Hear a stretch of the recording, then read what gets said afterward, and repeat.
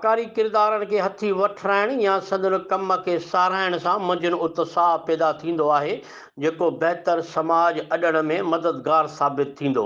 इन करे कोशिशि हुअणु घुरिजे त कम ऐं किरदार जो हर हवाले सां साथ ॾिजे। असीं सम्झूं था त शहज़ादा अब्दुल्ला कीरियो उन्हनि किरदारनि मां आहे। इहा ॻाल्हि सकंड प्रेस क्लब जे सदर काज़ी जावेद सनाई सिंध कीरिया इत्तेहाद जे चेयरमैन शहज़ादा अब्दुल्ला कीरियो खे संदसि सियासी समाजी ऐं बिरादरी ख़िदमतुनि ते गुल फ़क़ीर कीरियो पारां खेसि भेटा पेश करण वारी तक़रीब में ॻाल्हाईंदे चई। हिन चयो त मौजूदा दौर में वॾेर को ॿार या पीराणू औलाद पंहिंजी शाहाना ज़िंदगीअ में हूंदो आहे या को वरी दुनिया जी रंगीननि में, पर उन्हनि जी भेट में कीरिया बिरादरी जे सरदार पीपल्स पार्टी जे सीनियर अॻवान सरदार अब्दुल सत्तार कीरियो जो फर्ज़न शहज़ादा अब्दुल्ला कीरियो बिल्कुलु अलॻि थलॻि आहे, जंहिंमां संदसि तालीम ऐं तरबियत ज़ाहिर थिए थी। तक़रीब खे इंडस पब्लिक सोशल फोरम जे डिवीज़न ज़िले ऐं तालके जे उहिदेदारनि हुसैन बख्श कीरियो, शौकत हुसैन कीरियो,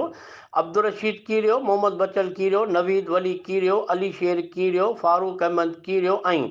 शाहनवाज़ मांझोठो पिणु अलॻि अलॻि ख़िताब में शहज़ादा अब्दुल्ला कीरियो जी ज़िंदगीअ ते तफ़सीली ॻाल्हाईंदे चयो